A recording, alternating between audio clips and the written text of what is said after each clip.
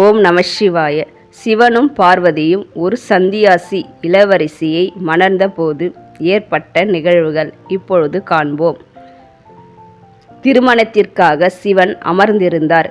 இந்தியாவில் பொதுவாக இது போன்ற திருமணங்களில் மணமகன் மற்றும் மணமகளின் பூர்வீகத்தை பற்றி பெருமையுடன் அறிவிப்பார்கள்.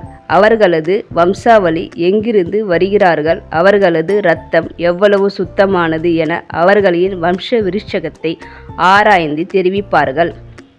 மணமகளின் தந்தை ஹீமாவதன் இமயமலை பிராந்தியத்தின் அரசர். மணமகளின் பரம்பரையை பற்றி மிகவும் உயர்வாக சொல்லப்பட்டது.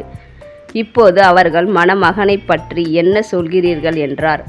சிவன் அமைதியாக எதுவும் சொல்லாமல் மௌனமாக அமர்ந்திருந்தார். அவரோடு வந்த பரிவாரங்களோ யாரும் புரிந்து கொள்ள முடியாத மொழியில் பேசினார்கள்.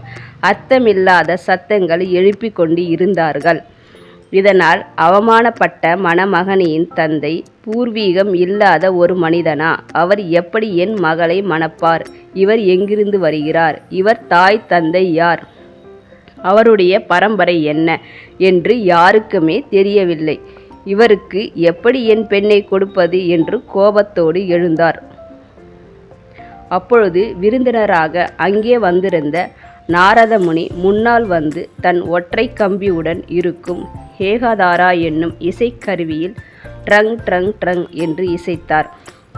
மேலும் கோபமடைந்த அரசர், எதற்காக ஏகதார இசைக்கருவியை இசைக்கிறீர்கள் என்று கோபத்தோடு கேட்டார். இதுதான் அவரது முன்னோடி, அவருக்கு தாயும் இல்லை தந்தையும் இல்லை என்றார் நாரதர். ட்ரங் அவரது அடிப்படை நாதம், அதிர்வு, அதிலிருந்து பிறந்தவர் அவர். அவருக்கு பெற்றோரும் இல்லை, முன்னோர்களும் இல்லை, பரம்பரை இல்லை.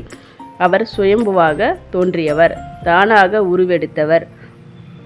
அரசர் மிகவும் பயப்பட்டார். இருந்தாலும் இனிதே திருமணம் நடந்து முடிந்தது. நன்றி.